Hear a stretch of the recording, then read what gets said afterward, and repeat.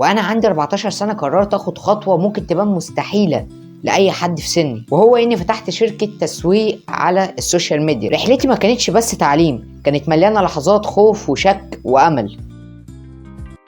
كل حاجه بدات من هنا. لا مش قصدي المكان دوت، قصدي من ساعه ما اتعلمت الجرافيك ديزاين. انا من صغري وانا بحب الرسم، دي حاجه ملهاش علاقه بالموضوع قوي، بس ده من ضمن الاسباب اللي خلتني احب الجرافيك ديزاين. وانا شايف ان الجرافيك ديزاين كان ليه الفضل عليا اني اعمل كل دوت، لان بعد ما اتعلمت الجرافيك ديزاين جه بعديه كل حاجه وصلتني لهنا. كنت بتفرج على فيديوهات تصميم بالصدفه، لقيت نفسي منبهر، فقررت اجرب زي اي حد في سني.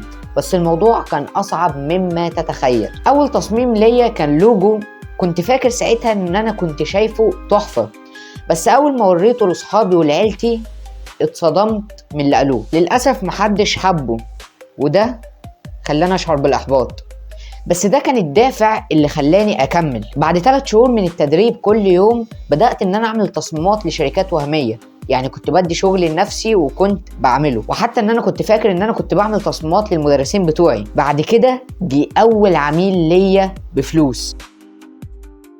انا فاكر ان هو كان لوجو بسيط، وكانت الدفعه الاولانيه منه 100 جنيه. بعد ما اخلص التصميم كنت هاخد 200 جنيه، يعني اللوجو كان معمول ب 300 جنيه. ده مش مبلغ كبير في وقتها، لان الكلام دوت تقريبا من 2 سنين، فالمبلغ دوت كان صغير جدا. لكن كل ده مش مهم، لان في الموقف دوت انا اتعلمت ان فعلا ممكن ان انا اجيب فلوس من العمل الحر. دي كانت فكره بالنسبه لي اللي هي خيال، اللي هو انا ممكن اخد فلوس من على النت من غير ما انزل اشتغل. وافتكر ان انا في البدايه كنت مفكره ان هو زي اي حاجه بتجيب فلوس من على النت وفي الاخر بتطلع نصبايه، زي اللي هو ادخل اتفرج على الاعلان الفلاني او اعمل حاجه الفلانيه وهتاخد فلوس، وفي الاخر طبعا ما بناخدش حاجه. وانا كنت مفكره كده، بس طلع كل دوت غلط، وان فعلا العمل الحر بيجيب فلوس. وطبعا يا صديقي انت اكيد مفكر ان انا بقى كملت في الجرافيك ديزاين وكبرت فيه وهو ده اللي خلاني افتح الشركة، لكن لا. لان يا صديقي دلوقتي احنا هنبدأ الرحلة التانية، رحلة البرمجة.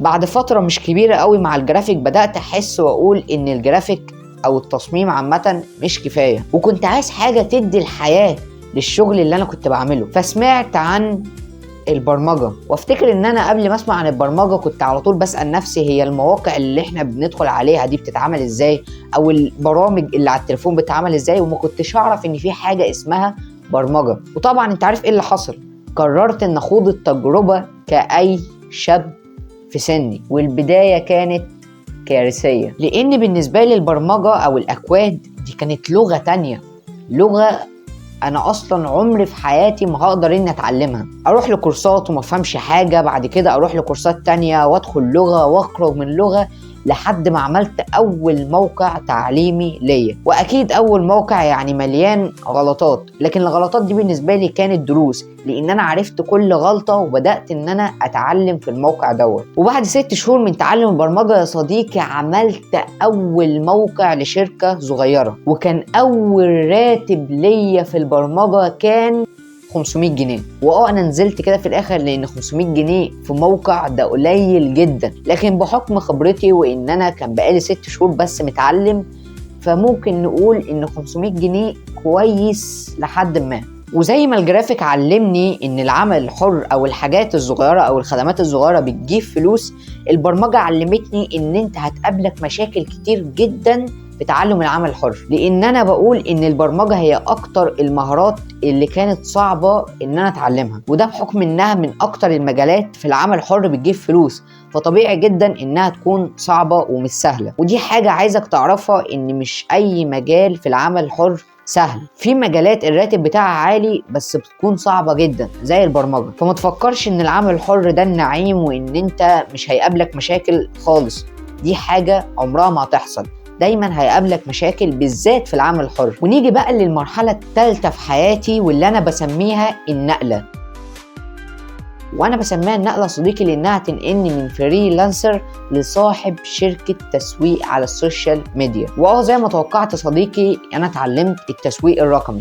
طيب الموضوع في الاول جه ازاي؟ البرمجه والجرافيك كانوا اقوياء واقدر ان انا اجيب منهم فلوس، بس ازاي هوصل شغلي للناس؟ ولما سألت السؤال دوت دخلت وبحثت وعرفت ان انا عشان اوصل شغلي للناس هحتاج ان انا اتعلم مهارة ثالثة. وانا بالنسبة لي بقى اللي هو خلاص كفاية، انا هتعلم مهارات ايه تاني؟ وزي اي مهارة بدخلها جديد يا صديقي دخلت طبعا ان انا اشوف الكورسات الموجودة اللي بتعلم المهارة ديت، وجالي مفهوم جديد ساعتها وهو الحملات الإعلانية. وأنا كان عندي مفهوم عن الحملات الإعلانية مش كبير، يعني أنا كنت أعرف عنها إن هي الإعلانات اللي بتجيلي على الفيس وتقريبا كان بيبقى مكتوب عليها ممل، أنا كنت بقرأها ممل، وأنا أعتقد إن نص الناس كانت بتقرأها ممل. وبعد ما دخلت المجال أكتر حاجة استفدتها منه إن أنا عرفت إن هي اسمها ممول. بهزر طبعا، أنا أكتر حاجة اتعلمتها في المجال دوت وهو اني طلعت بمفهوم الجمهور المستهدف. والجمهور المستهدف يا صديقي او اللي بنسميه النيش، مش النيش اللي في البيت، النيش دوت هو الجمهور اللي انت بتبقى عايز تستهدفه في الحملات الاعلانيه، انت عايز توصل الاعلان دوت او البوست دوت لمين. وده ببساطه مفهوم الجمهور المستهدف. اول حمله اعلانيه عملتها كانت لشركه توصيل طلبات، وانا فاكر ان هي فشلت فشل ذريع، وغالبا معظم اللي بيدخلوا في مجال التسويق اول حمله اعلانيه ليهم بتبقى فاشله، لان انت ساعتها بتكون ناقصك حاجات كتير قوي لازم تكون حاططها في عين الاعتبار وانت بتعمل اي حمله اعلانيه. فانا زي اي واحد لسه بيبدا في المجال كانت ناقصاني الحاجات ديت، فبالتالي ده سبب من اسباب ان الحمله ديت فشلت. بعد 6 شهور عملت اول حمله اعلانيه ناجحه ليا، كانت لشركه محليه، والنتيجه كانت مبهره لان العملاء في الشركه ديت زاد بنسبه 30% من اول شهر، وده بالنسبة لي كان رقم مرعب. وبس كده صديقي، أنا كده متعلم جرافيك، متعلم برمجة، متعلم تسويق. الخطوة الجاية أنت عارفها كويس، وهو إني أفتح شركة تسويق إلكتروني. وما تفكرش إن الموضوع بدأ إن هو يبقى سهل، بالعكس الموضوع بدأ يزداد صعوبة. كان الأول هدفي واضح، متعلم مهارة فببيعها واجيب فلوس، لكن بعد ما جمعت ال3 مهارات واقدمهم كخدمة واحدة وكمان في شركة وانا لسه عندي 14 سنة، ما تنساش الموضوع دوت. فالموضوع لو جيت تفكر فيه هتلاقي ان هو غريب ومرعب. من ضمن الحاجات الأساسية اللي لازم تبقى عندك عشان تفتح مكتب او وكالة تسويق ان انت يبقى عندك مكان او مكتب ان انت تشتغل فيه. فطبعا الامكانيه ديت ما كانتش موجوده عندي، ولحد دلوقتي لسه مش موجوده عندي. والحل اللي كان موجود في الوقت دوت هو ان اشتغل من البيت، يعني ما اختلفتش كتير زي ما انا في البيت، بس الفرق ان الموضوع بدأ ان هو يكبر. وهنا جت لي اول مشكله، وهو اني ما بقتش قادر ان انا اقدم ال3 خدمات لوحدي. ما هو انا لا اقدم الجرافيك، لا اقدم التسويق، لا اقدم البرمجه، هقدم ال3 ازاي؟ الموضوع يعني مرهق جدا. وما تنساش ان انا لسه بدرس، فانا عندي اصلا هم المذاكره. وهنا قررت ان انا اعمل فريق تسويق. والفريق هنا ما كانش معتمد ان انا ادي للناس ديت شغل وخلاص، لا، الموضوع كان اكبر من كده وهشرحه لك دلوقتي. انا لسه ما عنديش عملاء ثابتين، العملاء بتتغير، وساعات اصلا بقعد شهر كامل ما عنديش شغل، فانا اصلا مش هقدر ان انا ادي للناس دول مرتب شهري. فالحل ان انا حاسبهم اكنهم فريلانسر عاديين، اللي هو انا هاجي اقول لك اعمل الخدمه ديت وقصادها هديك المبلغ كذا، وانا باخد النسبه. هتقول لي طب انت كده بتعمل ايه؟ طب ما انا ممكن بكره افتح شركه واجيب ناس فريلانسر وانا واخد نسبه. الموضوع مش بيمشي كده. الموضوع مهما كان انت فكرته سهل فهو محتاج خبرة، انك تدير اصلا الفريق دوت، تدير بتاع الجرافيك وتدير بتاع البرمجة وتدير بتاع التسويق، ده اصلا محتاج خبرة كبيرة جدا في كل مجال. فانت لو ما عملتش في البداية زي وتعلمت كل مجال منفصل لوحده وعرفت كل حاجة فيه، فانت مش هتعرف اصلا انك تفتح الشركة، ولا اصلا هتعرف ان انت تدير الفريق اللي عندك. فاوعى تفكر الموضوع بالله عليك سهل، لان الموضوع مش بيمشي زي ما انت فاكر. لان اصلا لو الموضوع سهل بالطريقة ديت كان زمان كل الناس فتحت شركات وكل الناس بتكسب فلوس. الموضوع محتاج تعب، فلو انت مش ناوي تتعب فما تفكرش في الموضوع دوت اصلا. طيب يا صديقي، انا كده بقى عندي شركة.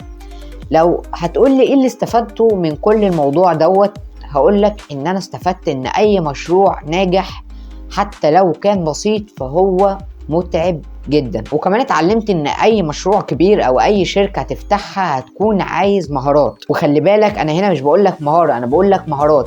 يعني انا مثلا الجرافيك خلاني ابدع، البرمجه خلتني ان انا ازاي اعرف اواجه المشاكل، والتسويق طبعا عرفني ازاي ان انا اوصل للناس وازاي اعرف اتعامل مع العملاء بتوعي. وده كده ببساطه سر نجاح شركتي. التوازن بين المهارات ديت هو اللي خلاني اعرف انجح في السن دوت. فاوعى تفكر بالله عليك ان انت ممكن تجيب فلوس وانت قاعد في البيت بكل سهوله. الموضوع فيه ضغط وفيه تعب، وعايز حد عايز يتعب فعلا عشان ينجح. انا البوصله وجاي وجاك في طريقك. سلام يا صديقي.